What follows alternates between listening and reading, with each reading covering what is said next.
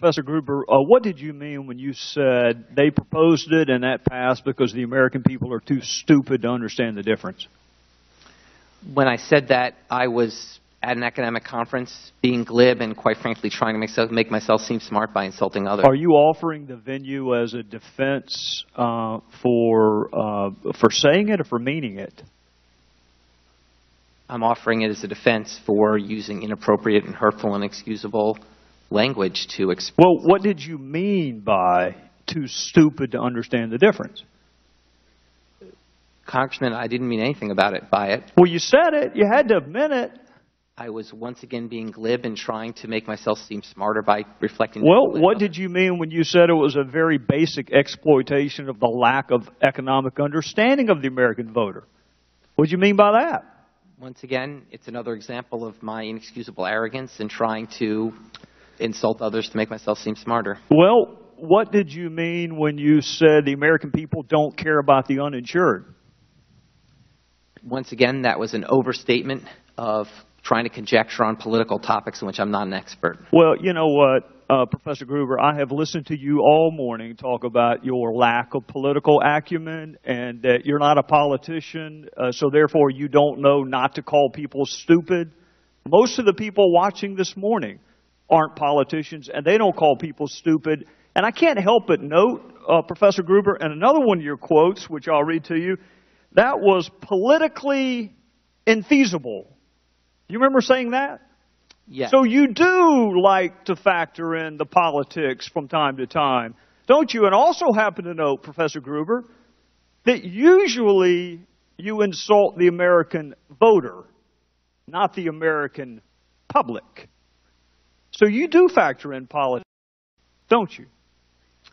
I have tried a number of occasions, pretended that I know more about politics. Do you think not being a politician is a defense? And is that your defense this morning?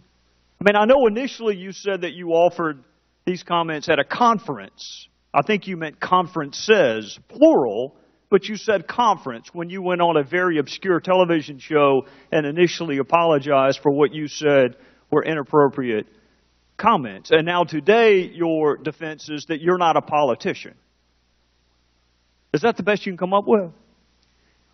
The best I come up with is to really just apologize for an inexcusable. Well, but I want to know, I mean, the pervasiveness of your quotes is so much that it has to be more than that. It has to be more than just an episodic mistake that you made. Well, here, let me keep going. See if this helps you any. What did you mean when you said you wish that you had been able to be transparent, but you'd rather have the law than not? Once again, it was my trying to conjecture about a political process in which I'm not an expert. Well, what did you mean when you said it was written in a tortured way to make sure the CBO didn't score the mandate as a tax? Once again, it was using inappropriate language to try to sound impressive about something to my colleagues. Do you see a trend developing here, Professor Gruber? I don't understand the question. It's a lot of stupid quotes you've made. That's the trend. A lot of you see them? Inexcusable quotes. Yep. Right. And again, your defense is that you're not a politician. The lack of transparency is a huge political advantage. Well, what does a non-politician do in talking about political advantages? A non-politician is talking about political advantages to try to make himself seem smarter by conjecturing about something he doesn't really know. So you're a professor at MIT and you're worried about not looking smart enough? Yes. Okay. Well, you succeeded, if that was your goal. Now, I want to ask you, are you sorry? When did you realize that these comments were inappropriate?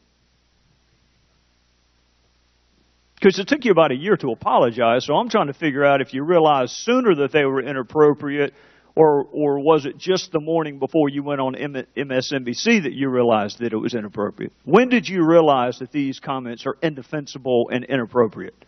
I honestly didn't remember making them.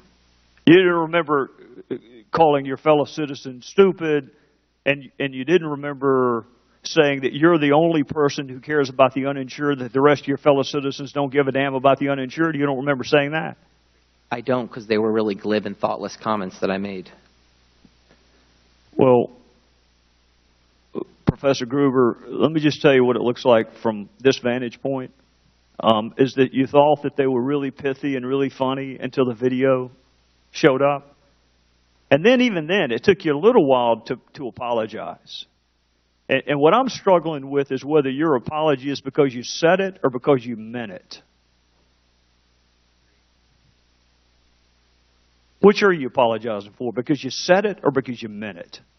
I didn't mean it. I'm apologizing. All of these quotes that I just read to you, you didn't mean a single one of them. Not a one. What I said, Congressman, is that I was using glib, thoughtless, and really inexcusable language. You used them a lot. You used them a lot, Professor Gruber, which tends to undercut the notion that you were sorry for an episodic misstatement. I just read to you about 10. You see why people might possibly think the apology is a little disingenuous? Maybe. Mr. Chairman. The gentleman yield me just 10 seconds. Following up on Mr. Gowdy, when you made these repeated comments, these glib, inappropriate comments in an intellectual community with lots of other like-minded people, did anybody come up to you and tell you that what you were saying was inappropriate? Not that I can recall, no. I guess what you said was popular in that community.